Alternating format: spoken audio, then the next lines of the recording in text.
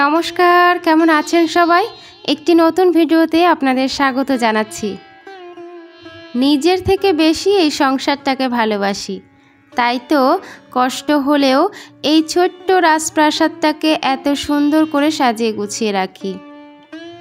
আজকের সকালটা শুরু হয়েছিল সকাল 7টা থেকে, আর সকালবেলায় উঠেই নিজের কিছু কাজ থাকে। প্রথমত যেটা আমি করি, সকালবেলায় ঘুম থেকে উঠে ঠাকুর প্রণাম, তারপরে এক গ্লাস উষ্ণ গরম জল, তারপরে ফ্রেশ হয়ে আগে ব্যায়াম, তারপরে সংসারের কাজ। সংসারের কাজ কিন্তু সারাটা জীবন আমাদের করে যেতেই হবে।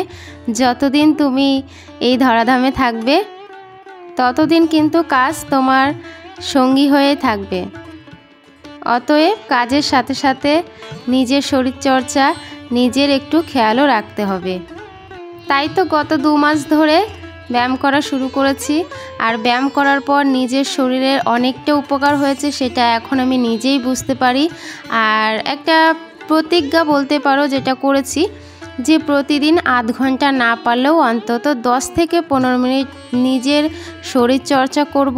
এতে সত্যি কথা বলতে রোগ ব্যাধিও অনেকটা কম থাকে, আর সারাদিনের যে একটা কাজ করার এনার্জি তুমি কিন্তু ব্যায়াম থেকেই পেয়ে যাবে, এটা একদম গ্যারান্টি।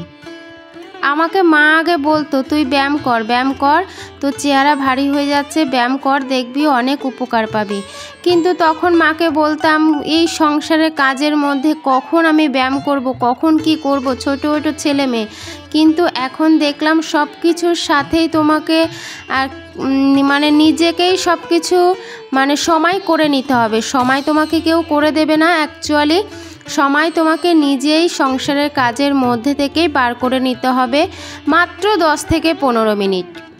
এই 15 মিনিটের রেজাল্ট আমি কিন্তু সারাটা দিন ধরে পাই।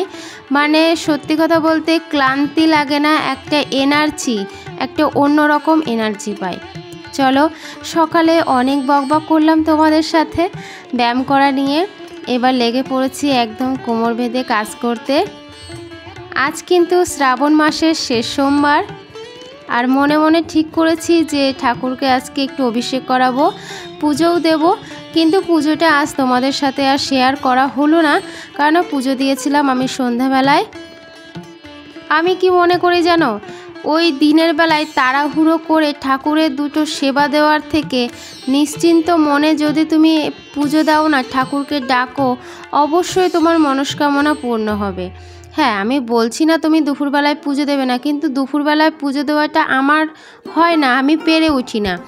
আমি ঠাকুরকে এটাই বলি যে দেখো, আমি সারাদিন পরে তোমার কাছে আসি, সেই সন্ধেবেলায় তুমি ভুল ত্রুটি ক্ষমা করো, আর যেটুকু পারলাম তুমি গ্রহণ করো, ব্যাস এইটুকুই। আমি তাড়াহুড়ো করে একদমই পুজো দিতে পারি না, আর তাড়াহুড়ো করে পুজো দিলে আমার ঠিক মন পোষায় না, এটা একদম সত্যি কথা।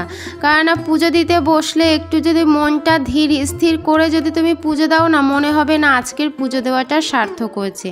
আর তাড়াহুড়ো করে পুজো দিলে মনে হয় না যে তুমি মন শান্ত করে পুজো দিয়েছো, বা নিজের মনটাও শান্ত হয় না।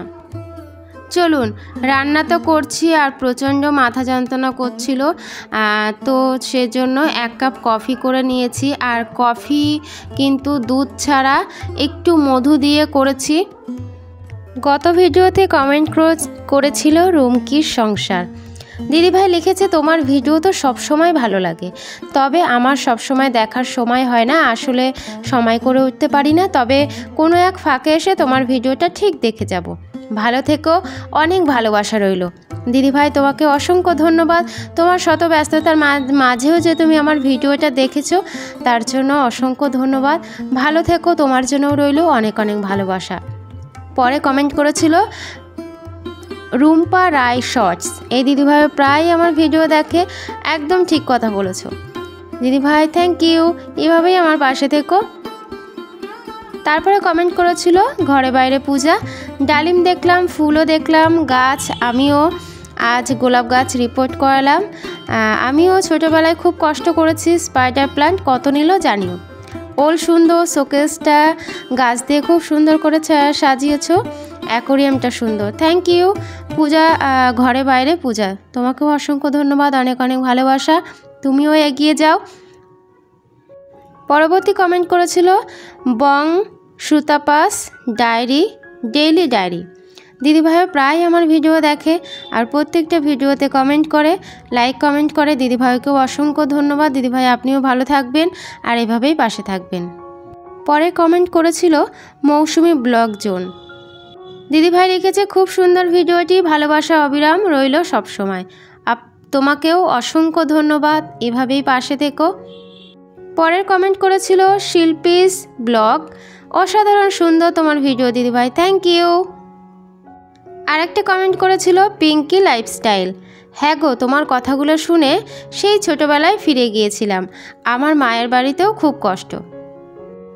অসংখ্য ধন্যবাদ তোমাকে এত সুন্দর কমেন্ট করার জন্য। সত্যি কথা বলতে ছোট্টবেলা থেকে অনেক কষ্ট করে মানুষ হয়েছি আর সংসারটাও এখন অনেক কষ্ট করে চালাই। সবাই কিন্তু উপরটাই দেখে, কিন্তু ভেতরের খবর কেউ রাখে না বা কেউ রাখতেও চায় না।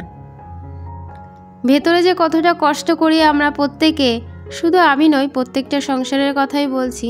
সবাই একটা সংসারকে সুন্দর সাজানো গোছানো রাখার জন্য অক্লান্ত পরিশ্রম করে। ঘরের মেয়েরা বলো, ছেলেরা বলো, সবাই অক্লান্ত পরিশ্রমের ফলেই কিন্তু একটা সংসার সুন্দরভাবে তৈরি হয়। গত ভিডিওতে যারা যারা কমেন্ট করেছিলেন তাদেরকে অসংখ্য ধন্যবাদ। সবাই এভাবেই পাশে থাকবেন, ভালোবাসা দেবেন, যাতে একে অপরে এভাবে ভালোবাসার মাধ্যমে এগিয়ে যেতে পারি। এই কমেন্ট পড়ার মাধ্যমে অনেক কিছু করে নিলাম, রান্নাবান্নাও কমপ্লিট করে নিলাম। আজকে হচ্ছে নিরামিষ করা হয়নি, মাছ রান্না করেছিলাম। প্রথম সোমবারটা আমি একটু নিয়মকানুন করে করেছিলাম, ওই একটা সোমবারই আমার কাছে আর কি হয়েছিল একটু মন মতো, আর একটা সোমবারও মন মতো কিছুই করতে পারলাম না, জাস্ট শুধু ঠাকুরকে একটু অভিষেক করিয়েছিলাম। আর এখন হচ্ছে এখন দুপুর, ভুলে গেছিলাম। হলঘরটা ঝাড়ু দিয়ে নিচ্ছি আর হচ্ছে মেয়ে স্কুলে গেছে, এখনই বাড়ি চলে আসবে। ওরা আসলে মানে ভাত দেবো, তাই তাড়াহুড়ো করে আর কি হলঘরটা ঝাড়ু দিয়ে নিচ্ছি। নিত্যদিনের কাজকর্মগুলো তোমাদের কাছে দেখতে কেমন লাগে জানি না, মাঝে মাঝে একঘেয়েমি বলে মনে হয় আমার কাছে, যে হয়তো বন্ধুরা বোরিং ফিল করছে। তবে যদি কোনো ভুল ত্রুটি হয় আর কি নিজের মনে করে ক্ষমা করবেন। আর গুছিয়ে কথা বলতে পারি না সত্যি কথা বলতে, তো অনেক হয়তো ভুল ত্রুটি হয়েও যায় কথা বলতে বলতে, তো সেটা কিছু মাইন্ড করবেন না। আজ একটু সকাল সকাল সমস্ত কাজকর্মগুলো হয়ে গেছিলো, তো বিকেলবেলায় আর কি খাওয়া দাওয়া সেরে আজকে রান্নাঘরটা পরিষ্কার করে নিচ্ছি। অন্যদিন একটু দেরিতেই পরিষ্কার করি রান্নাঘরটা, সবার লাস্টে আর কি খাওয়া দাওয়া সেরে ছেলেকে ঘুম পড়াই, ঘুম পাড়িয়ে রেখে তারপরে বাসন মাজি আর হচ্ছে রান্নাঘর পরিষ্কার করি, ব্যাস সারাদিনের কাজ কমপ্লিট। তো আজ হচ্ছে ছেলে চলে গিয়েছিল খেয়েই অমনি দোকানে, ও আমার এদিকে ছিল না, আমার এদিকে থাকলে আর কি ওকে ঘুম পাড়িয়ে রেখেই কাজগুলো করা হতো, তো ছিল না আমার কাছে। ও চলে গিয়েছিল নিচে দোকানে, আর চলে গিয়েছিল ডাকছিলাম অনেক করে, তো আসছিল না। তো মাঝে মাঝে দোকানে গেলে এরকম বায়না করে, মোটেই আর ঘরে আসতে চায় না। আর যেহেতু দোকানটা আমাদের বাড়ির সাথেই, আমরা থাকি উপরে দোতলায় আর নিচে হচ্ছে একতলায় আমাদের দোকানটা, তো যেহেতু বাড়ির মধ্যে একটু হুজ্জুটি বেশিই হয় বলতে পারো বাচ্চাদের। ও ছিল না বলে ঝট করে সেই ফাঁকে আমি বসে না থেকে কাজগুলো করেই নিলাম। আর এখন যাব হচ্ছে স্নান করতে, সকালে একবার স্নান করি হালকা করে, তো তারপরে আর কি বিকেলবেলা একটু বেলাই হয়ে যায় স্নানটা সারতে, তো তারপরে আর কি পুজোর ঘরে ঢুকি। তো দেখো রান্নাঘর আমার মোছা কমপ্লিট, আর এই যে ফাইনাল লুক। আর সত্যি কথা বলতে শখের একটা রান্নাঘর বলতেই পারো, খুব দামি নয়, তবে ওই যে কথাই আছে না, শখের দাম লাখ টাকা, সেই লাখ টাকার মতোই ছোট্ট একটা রান্নাঘর।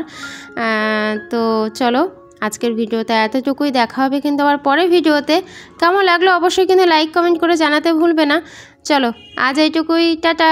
সবাই ভালো থেকো, সুস্থ থেকো, আর সুন্দর সুন্দর কমেন্ট করতে থাকো। তোমাদের কমেন্ট পড়লে দিন শেষে অনেকটা ভালো লাগে। চলো টাটা।